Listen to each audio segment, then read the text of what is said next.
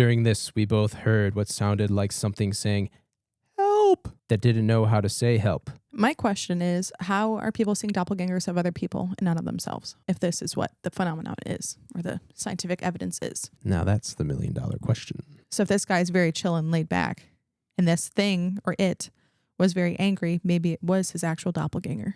His evil twin. Yeah. Welcome to Candlelight Curiosities. You can call me Maggie, and this is Michael. Hello. And each week we explore stories that make you question what's real and what's not. So light a candle, relax, and let's get into today's stories. But before that, we have our very first viewer story. Bum, bum, ba-da, kill the lights. This was sent to us on TikTok by @BadDadClub with 2 B's. I grew up and currently live in Cave City, Kentucky, the town directly before you get to Mammoth Cave. The story I'm going to tell begins in a small place called Northtown, Kentucky, which directly borders the Mammoth Cave watershed in the adjacent county. I believe we came close to a skinwalker or something unnatural. I was dating a girl who lived in Northtown, and it was around 1 a.m. We were up watching TV when she told me it was a full moon. We were kind of earthy, and I asked if she wanted to go outside and make love under the full moon. She obliged. In front of her house was a cliff. We went to the backyard near a tree and did what adults do. She had a neighbor about a half a mile from us with farmland connecting her backyard, but no animals were ever in it. During this, we both heard what sounded like something saying, "Help!" that didn't know how to say help, coming from the top of the cliff. I paused, and she said it's likely the neighbor calling his dog. But we were half a mile away. So we went back to what we were doing. About 45 seconds later, in the field in front of us, we heard again, "Help!" But it sounded more like, "Help!" with the P aggressively. "Help!" At this point, we both stopped because neither of us knew an animal that could get from the top of the cliff down past her home and into the field in front of us about 100 yards away without making a sound. We started to put our clothes back on, and we heard the strange, "Help!" one more time, about 50 yards from the fence, before we both bolted into the home. I told her to pull all the kids in our room. I locked all the doors and windows, closed all the blinds, and sat on the bed with an AR-15 while everybody slept. Hell yeah, brother. Although it was a full moon, we never got a good look at it. Strange things would happen in this home while we were dating. We would leave in the AM for work, school, etc., lock the doors, and when either of us came back home, all 3 doors would be wide open. We were consistently woken up by loud noises in the middle of the night, with no explanation. I have friends that have had other strange encounters deeper into the Mammoth Cave along the same lines. Shadow figures, hearing voices coming from nowhere, beastly, ghost-like creatures seen in the road. One of my friends saw a car headed his way on one of the windy Mammoth Cave back roads in the park, only to realize there was no vehicle there at all. Last year, at some point, the quote-unquote Bigfoot hunter people came to a place called Park City, asking if people had encounters. I wasn't able to attend, but if I did, I would have told them they were looking for the wrong thing. There's a lot of government vehicles also in the area, especially late at night. For around a year after the "help" thing happened, I felt drawn to the area for no particular reason. In a vast area of land and hills that I believe is hiding something much older than whatever us humans could be. Was it a skinwalker? I don't think so. What was it? Probably a W creature. What? What if it was an English as a second language real person who actually needed help? That would suck. But I mean, again, they're out in the middle of nowhere. Closest neighbor's half a mile It's away. even scarier to think. Yeah. Maybe they escaped. Maybe the neighbor, Maybe. I don't know. Good story, though. It's good to see real life accounts from people that we can actually talk to. Yeah, instead of what I mean? finding the stories on Reddit of people you don't really know. Yeah, thank you so much for sending that in. That was really exciting. It's Hell our yeah, first viewer listener story ever. So best part of that story was the AR-15, dude, just locked in. oh, mine was I thought Threat assessment. making love under the full moon. It was pretty cool. But that's just because I'm a woo-woo girl. So so I get it. That was a really cool story. Again, thank you so much for sending that in. Mm-hmm. If you have a story that you would like to share that's unexplainable, please feel free to send it on any of our social medias or preferably on our email, just so it's easier to track, which is candlelightcuriositiesmedia@gmail.com. Sorry, it's so long. So today we are going to be talking about mimics and doppelgängers. Das Doppelgängers. Yes, doppelgängers. That's from German folklore, which is really cool. I didn't realize that it was that. Yes, but there are widespread accounts worldwide dating like all the way back to like 700 AD about doppelgangers, and they're independent of each other. You want to dive into them? Let's dive in. Okay. Mimics and doppelgangers are like squares and rectangles, right? Every square is a rectangle, but not every rectangle is a square. Every doppelganger is a mimic, but not every mimic is a doppelganger. Comes from the ancient German word meaning double walker. Doppelgänger. Double walker. I want to get into like the real life accounts, but I really want to talk about the scientific explanation for doppelgangers right off the bat. It's really interesting to me. I mean, the real life accounts are very interesting too, but I mean, once you've read one, you kind of get the idea.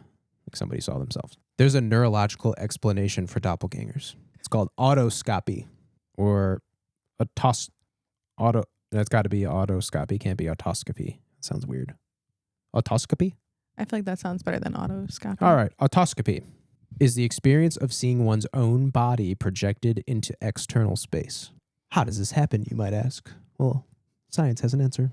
2006, Peter Brugger and colleagues described a case of a man who experienced 5 doubles simultaneously, caused by a tumor in the insular region of his left temporal lobe. This is directly from PubMed Central. Autoscopic phenomenon are due to functional disintegration of multisensory processing and abnormal self-processing at the temporoparietal junction. I almost had it. Temporoparietal junction.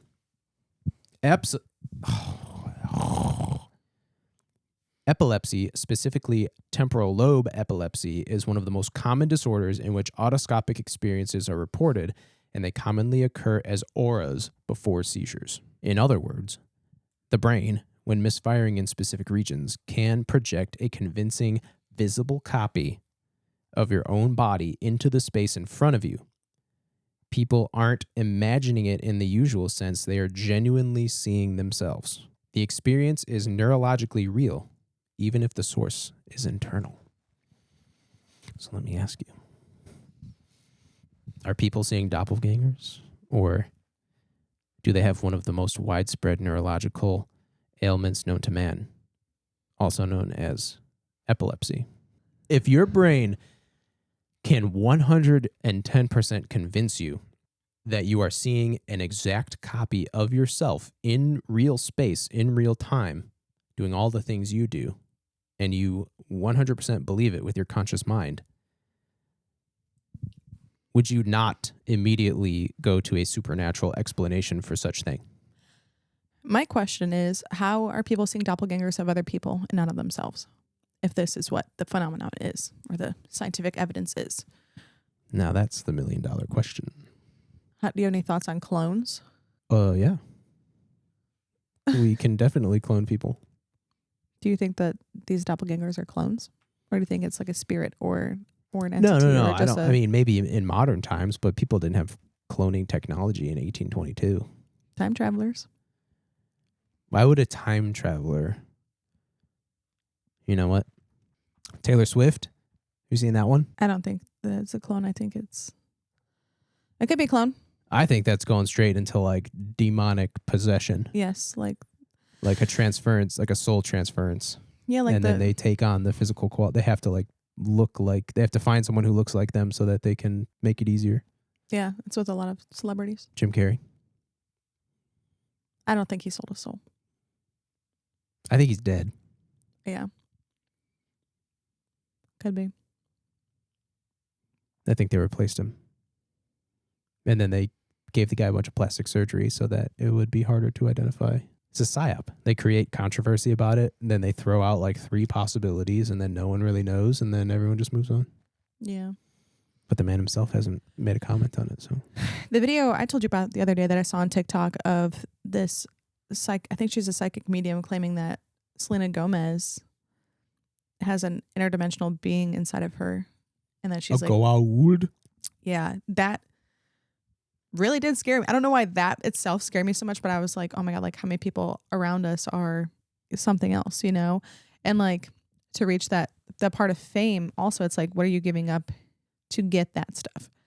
I don't think that everybody who like reaches fame has that sense, but at the same time, it's like, it's interesting. It's very spooky, especially the way that the girl talked about it. So, or the fact that a bunch of billionaires and celebrities are super into numerology, but like what do the they know? reverse of numerology. Yeah. Satanism. Maybe. Oh, 100%. Madonna. Yeah. With her tattoo. Mm-hmm. Elon Musk with his purba on his desk. We talked about this in a previous episode. And, Steve Jobs went to India for like a year, studied under a bunch of gurus, and came back and became a billionaire. Abraham Lincoln. What about Abraham Lincoln? Had a doppelganger. He called his friend, who was a journalist named Noah Brooks, after his 1860 election because he was startled when he saw 2 faces in the mirror. There's a written record of this in Lincoln's own words, as recorded by Brooks. I'm going to read it to you verbatim. He lay down exhausted, looked at a bureau mirror, and saw his face with 2 distinct images side by side, one noticeably paler. His wife, Mary, interpreted the second pale face as a sign of death during his second term. Only a few months later, after his second election, Lincoln was assassinated. Was Mary a witch or a psychic? Did you know I'm related to Mary Todd Lincoln? I did not know that. She's my great once removed aunt. Wow. Or something like that. Famous. We're related not by blood, but by marriage. Several marriages. Multiple marriages. That is pretty crazy. We got Queen Elizabeth, doppelganger. We got Catherine the Great, doppelganger. We got Guy de Maupassant, doppelganger. Yeah, I know that one. You know Guy de Maupassant? Yeah. He's my great removed uncle's cousin's brother. I don't believe you. I'll show you. I'm related. I believe you. Ow, what is it? And we have the biggest one of all, the Vardøger. Norway's documented pre-arrival double. In Norway, they have a distinct form of the doppelganger. Those who experience a Vardøger, I can't say it because I don't know how to say it. That's usually what happens. Vardøger. Oh, yeah. Okay. Norway. We got to think Vikings. Vardøger. The Vardøger. Those who experience the haunting of such creature generally describe it identically. They are home waiting for someone, and about 15 to 30 minutes before the person's scheduled arrival, they hear the sound of that person coming home. A car in the driveway. Doors opening and closing. Footsteps in the entryway. Then when they go to check, no one is there. And then the actual person arrives shortly after. I just want to cut in real quick. Is this doppelganger or mimic? I guess it would be doppelganger. The Vardøger is a spirit predecessor in Scandinavian folklore. Almost like a deja vu, but in reverse. Deja vu. I have been in this place before. Initial D. Check it out. It's a good anime. Notably mundane accounts and consistent, not dramatic. Death omens, just people arriving places twice. Reverse deja vu. What does that even mean? I don't know. Okay. What freaks me out is voices that are heard on Ring cameras. Like when people post videos. I mean, who knows? Could just be them trying to get views or whatever. But That's what freaks you out? the Ring camera catches something. You hear like a... Remember when our Ring camera caught the glowy fucking ball orb thing? No. It was probably just like a piece of dust really close to the camera, but it was like... I think I actually do remember that. Disappeared. I'll tell you what I'm pissed about is my Ring camera catching that dang raccoon that's on our deck. Did it catch it again recently? He hasn't been around lately, but I'll tell you what. I think Mr. Hadley scared him away. I'm gonna get that son bitch. I liked it when the cat would come around. I'm like, hell yeah. You hated when the cat would come around until you realized that the cat's probably taking care of the chipmunks. Yeah. That's call me out. National television. Just to clarify, cat hater. I don't hate cats. You hate cats. I don't hate cats. I think it's okay. Here's my hot take. You want a cat, that's fine. But when I look at the history of cats, every single one has huge, huge tracts of land that it lords over as a god among all the other creatures. Miles and miles and miles. And then you take one that's semi-domesticated and you put it in a house, it's got nowhere to go. I just feel like that's kind of sad, you know? Like it should be, all cats should be indoor, outdoor cats. Like they come inside when they, want some snuggles and pets and stuff, but they should be free to roam. Dogs, no way. Dogs have grown alongside us for so long that they want to be near us at all times. And they like the safety of the home.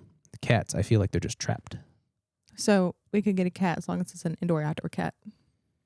No. I don't think I'd want a cat anyways. We already have enough hair with Hadley. I can imagine. I just feel like cats, they're free spirits. You know what I mean? And you're trapping that free spirit by keeping it indoors. Yeah. Whatever, dude. Whatever, big dog. Yeah, big dog. I found 2 different stories that I wanted to read to you today that I found pretty interesting. And while I was reading them and trying to find them, I was looking at different comments, and some people were saying maybe it's not necessarily a mimic or a doppelganger, but it's more so of residual energy, or like, especially if it was like a heightened emotional moment that was going to be repeated. But the one story that I saw, it was like the dad left for work and then he came inside because he needed his knee brace. And then he like gave his daughter a kiss and his wife a kiss. And then she mentioned it the next day and she was like, I can't believe you forgot your knee brace. And he was like, what are you talking about? She was like, yeah, you came in and you grabbed it. And he's like, no, I didn't. Like, I never grabbed it. And she was like, myself and our daughter both physically touched you and hugged you. And like, you were here. And he was like, no, I wasn't. But it's like, is he playing a trick on them? Which I don't see why he would do that, but you never know. But then it's like, if it's such a routine thing for him to be doing and leaving for work and coming back in and stuff, maybe it was just a residual energy, which then we could also get into residual energies with ghosts and how like some, like, like the woman in the white dress and the black hair, like those like ancient stories.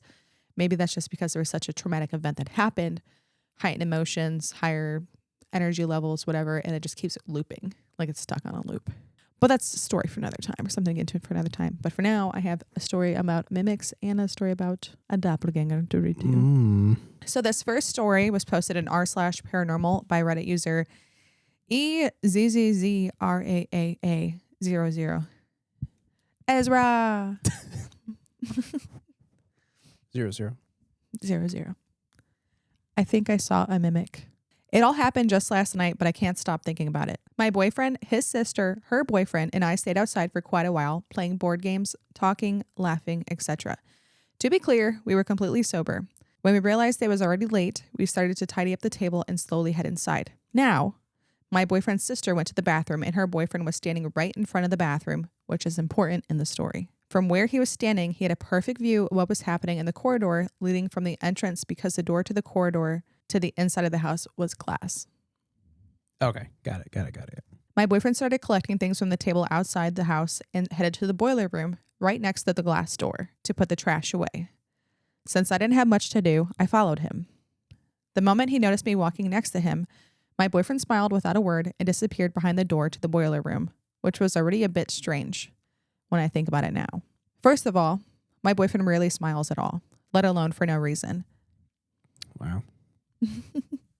Secondly, he hasn't said a word, but he always likes to tease me with something like, "Why are you following me around?" and stuff. Not suspecting anything strange, I simply waited for him in front of the boiler room door. But when I noticed the lock on the door from the outside, I closed it just for fun. His sister's boyfriend, seeing this through the glass door, laughed, probably expecting, like me, that my boyfriend would try to convince me to open the door. Before I realized that not even the slightest sound was coming from inside, I was laughing too. Only after a few minutes did I decide that my boyfriend was probably making fun of me and wanted to scare me by not saying a word. Then, still in a pretty good mood, I finally unlocked the boiler room door and pushed it open so he could get out, but complete darkness and silence was all that was inside. I felt a bit uncomfortable, so I told him not to make fun of me and that I only locked him in there for a moment, as if I felt the need to explain myself. I called his sister over and told her to use the flashlight so I could spot him somewhere inside, but surprisingly, the boiler room was completely empty. Her boyfriend then came closer, peering inside, and was just as confused as I was. Later, he even swore that he's seen the same thing, that my boyfriend had gone in and that we both laughed when I locked the door. So 2 of them saw her boyfriend go into the boiler room. Right. My boyfriend's sister was skeptical because she was the one who hadn't seen it while in the bathroom, so she looked outside the house and called me right after. When I approached her, she said, "He's sitting on the couch in front of the house," and walked away as if it wasn't the strangest thing in the world. She was right. My boyfriend was just sitting on the couch without knowing anything, and that made my discomfort even greater. Seeing my shock, he seemed genuinely surprised and concerned. So he asked what was going on, and upon hearing my story, he said that he hadn't been in the boiler room at all. I kept asking him questions, but each time he denied that he was even there. My boyfriend, just for the record, is not a fan of such stories, and they make him anxious and afraid, so he would have no reason to make fun of me. If it weren't for the fact of my sister's boyfriend seeing it too, no one would probably believe me. The end. Oh my goodness. You know what's even creepier? What? The fact that this mimic or whatever it was turned around and smiled at her. It was probably the boyfriend. Was there a window in the boiler room?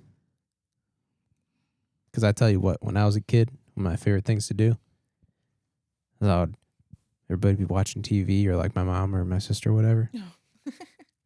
And I'd walk past them in the laundry room. And I'd take the screen out of the laundry room window, open it, head out through. I had already pre-unlocked the front door at this point. Walk out there, screen back in, come in through the front door quietly, walk past again on the same path. First time, they probably don't really notice they're watching TV or whatever. I just keep doing it. 2, 3, maybe 4 times before they start to question their own reality. I had that plan when I was like 13. So I'm just saying, was there or was there not a window in the boiler room? Because if there was, it's a prank. Maybe, but if he's already anxious and afraid and doesn't like stories like that anyways, why would he do that at night outside? Well, she said that he likes to tease her. Yeah, but only by saying like, "Why are you following me?" That's only teasing. No. Not by doing pranks. Sounds like an unexplained mystery. Yeah. I think it's weird that the fact that they both saw it and laughed and then there was nothing in there. I think they would come to the conclusion though if there was a window or something, they would look into it, but they didn't mention anything like that. So For future reference, whoever's going to write stories on Reddit, just use fake names. Fake names are a lot easier to understand than my sister's boyfriend and my boyfriend's sister's boyfriend's sister and my brother's sister's boyfriend. No, I almost picked one. I had to make sure this wasn't it. Bob and Jane. You know? I had the other one was like myself, my dad, my brother, his sister, but it was like so many people, and I was like, "There's no way I'm gonna be able to read this." Absolutely not. All right, quite a mystery for sure. Very interesting, very scary. The fact that they turned around and smiled at her, Yeah. not saying a word, just disappears. Anyways, story 2. So this one was posted in r/paranormal by Reddit user Buckshot1102. Hell yeah. I still have no explanation for this experience. My girlfriend saw my doppelganger and it scared the hell out of her. All right. I like where this is going. I will try to give as much detail as possible and keep this from going on for too long. Please. Please succeed where Ezra failed. That was not bad. You just you just could not listen. The story was like 45 minutes long. I also repeated the same sentence like 4 times, so That's true. I apologize. This happened back in the summer of 2015 when I was serving in the United States Army Reserves. I was stationed in southern Alabama in a transportation company. Sometimes my girlfriend would come with me on drill weekends and we would crash at her friend's apartment, which is where this incident took place. This particular weekend, we were in a large convoy in the middle of nowhere, on some back road out in the sticks, well over 100 miles from the city. That was when I got the most confusing, bizarre, and downright creepy phone call of my young life. 100 miles away from civilization, you get a phone call? She was in utter hysterics. She was crying and screaming, wondering why I would frighten her so badly, what the hell my problem was, and asking me how I even pulled it off. After I was finally able to calm her down, this is the story that she relayed to me. Sometime that afternoon, her friend was at work and she was at the apartment by herself. Suddenly, there was a loud bang on the door. Not a knock. Several loud, violent bangs. Boo, boo, boo. After looking through the peephole, she saw me. But there was something off. She says I was wearing my army uniform. It looked like me, but I had this very angry, aggravated look on my face. She opened the door, wondering why I was home so early, and apparently, without saying a word, I angrily blew past her, shoulder checking her into the wall, and quickly walked down the hall, taking a left into the bedroom, slamming the door behind me so hard that the whole place shook. Wow. Very angry. She was very alarmed and confused about why I was home so early and in such an agitated state. I mean, that is so out of character for me. I'm not a violent guy at all. On top of that, if something did happen to set me off, she would have been the first to hear about it. So she's walking behind me, trying to get some information out of me, and she opens the bedroom door behind me and sees the closet door slammed shut. She proceeds to run over to see what I'm doing in her friend's closet and claims that when she opened the door, it was completely empty. That was when she had a panic attack and called me. Imagine my shock and confusion. Confusing. Imagine my shock and confusion. Oh my gosh. That's confusing, ja. Confusion. Imagine my shock and confusion hearing that story, knowing I was well over 100 miles away at the time. She finally believed me after I sent her a photo with my current GPS location, which only served to freak her out more. I thought there must be some kind of rational explanation for what she saw. I will be honest and say she did smoke a little weed here and there, but at that time I know she was sober. She did not mess around with any hard drugs or drink, and she had no mental illnesses of any kind. Over the years since that happened, I came to learn about doppelgängers. I didn't know what they mean, what they represent, or why they come around. All I know is that it was creepy as hell, and the girl I dated for several years came face to face with mine, and it put the fear of God into this poor girl. Take from this story what you will. Honestly, I don't care if anyone believes me or not. I just had to get it off my chest. Thank you so much for reading my poorly written strange tale. TLDR.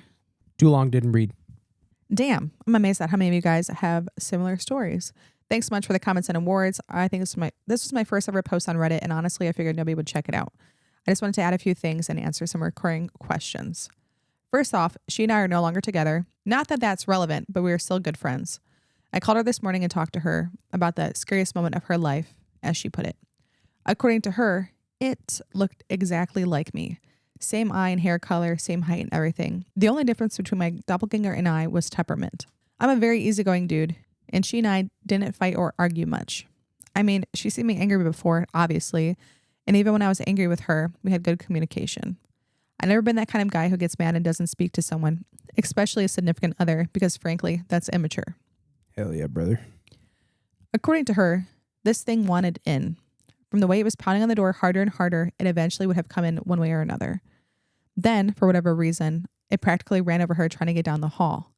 So this thing was in a hurry, and it was pissed off. I'm not a small guy, and she claims this left a nasty bruise on her shoulder when she hit the wall. This is also very out of character for me, and I have never laid a hand on any woman in my life. Thanks, everyone, again, for reading. If you have any questions, let me know.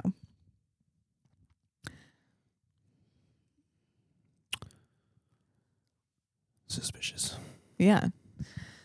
That's what I'm saying. I'm like, so the doppelgangers aren't just made up scientifically in the brain because of a tumor or whatever it is, whatever it may be. Unless it's for that person and they're just imagining their partner. But why would they imagine their partner get a bruise? Imagine all of that entire scenario. Another thing I did see in my research of doppelgangers too is that they exist as, they're like a spirit that exists of you, and eventually they want to take over your life, but there's always something that's just off. And then another thing I read too is that they're the opposite of you. So if this guy's very chill and laid back and this thing or it was very angry, maybe it was his actual doppelganger.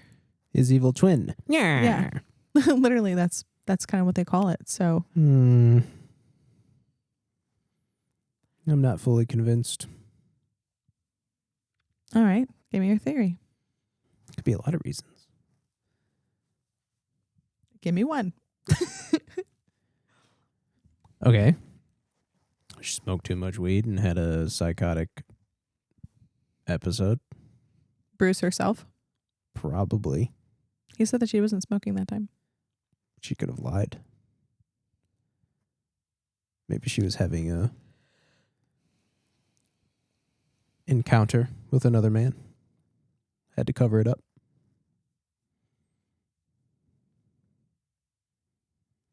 Maybe.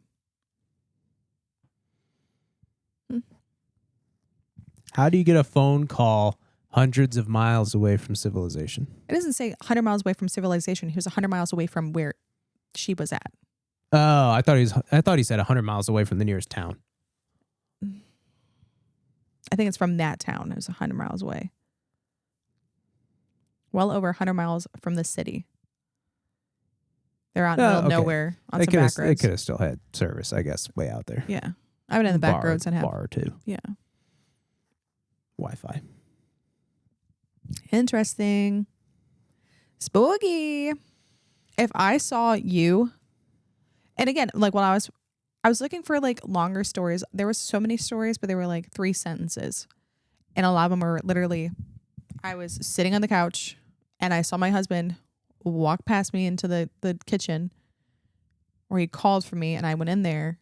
And then my actual husband came downstairs and you're like, what just happened to me a bunch as a kid. Well, that's scary. Your mom, you're like a kid and you think your mom calls you and it wasn't. It was like the TV or something. It's more than just hearing it. It's seeing the person. No. And a lot of the times too, it's like the lady was like, yeah, my son like came and played a prank on me.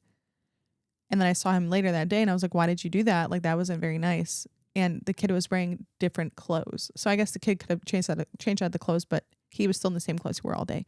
But he could be like you and be a little menace. And yes, yeah, I was always the one sneaking around, scaring people. I wasn't the one being scared. Yeah. You know? You still do that. Yeah. So I feel like it's less likely for me to encounter such things being the one that's being a little creeper. You know? Maybe. It's going to be a good video clip. Being a little creeper. Being a little creeper. Those are my 2 stories. Yeah. It's hard for me to see because some of the stuff we discuss, right? They're like, there's no explanation. And you're like, or it's like, it's old folklore. And you're like, all right, cool. You know, or it's like, it's a spiritual thing. And you're like, yeah, gotcha. And some of the stuff, they're like, hey, we recreated this with a patient. And you're like, well, yeah, no. The sleep paralysis and is that what it is? Sleep paralysis? Yeah. That one, yeah. Like I can see why that one like can be written off. But this one, if the studies were only done and that showed that one person could see another version of themselves, but once you get another person on the outside of that also seeing that same version of yourself, that's where, how do you explain that? Something in the water? That is unexplainable. Very interesting. I'm skeptic on this topic. That's okay. I believe it. I believe the doppelganger is definitely a spirit of some sort too. It's not like kind of like you're like a different dimension of you kind of thing. Quantum entanglement. Yeah. Maybe. Perhaps a glimpse into the parallel dimension nearest us. Yeah. Perhaps a foray into the unknown. Perhaps. Perhaps I'm you- more inclined to believe mimics and stuff than doppelgangers. Because Skinwalker is a form of a mimic. It all began with the Anunnaki, our ancient progenitors. They had a slave race of anthropomorphic reptilians. Anunnaki. Lizard people revolt. Lizard people hide underground. Lizard people get Anunnaki technology. Lizard people experiment with genes. Humans live on the surface. Tens of thousands of years later, lizard people discover shape-shifting abilities through genetic manipulation, infiltrate the highest forms of government and leadership. Now, lizard people run the world, confused with Skinwalker. Anything else you want to add? Yes. What? Oh, I have something I want to add. Okay, go ahead. The Nightside of Nature by Catherine Crowe. We need to check that out ASAP. What's it about? I'm so glad you asked. She wrote this book specifically about doppelgangers and ghosts and apparitions, and she calls them natural phenomena related to the psyche, dreams, and the spiritual aspects of life that science has not yet fully understood. She has this concept called the Nightside. She uses the quote-unquote night side of nature as a metaphor for the unexplored, hidden, or mysterious aspects of life and the soul. And the reason that I'm interested in this book is because she uses a comprehensive collection of anecdotes and accounts regarding the supernatural, designed to encourage investigation rather than skepticism. Sounds good. Yeah, so I don't know what the book's about because I haven't read it yet, but I kind of want to. I think you should. Then relay that information back. But also, it must be noted that anecdotal evidence is not real evidence in the scientific community. If you have any of your own experiences with mimics or doppelgangers, we would absolutely love to read it on the podcast. You can send your stories to candlelightcuriositiesmedia@gmail.com or any other stories. We'd love to explore different spooky stories and unexplained mysteries and really dive deep into them, not only from a curious aspect and curious perspective, but also a scientific perspective as well. Yes. I love reading stories. That was really fun. Don't forget to blow out your candle. Don't forget to blow out your candle and stay curious. Stay curious. Stay curious. Oh. Ooh.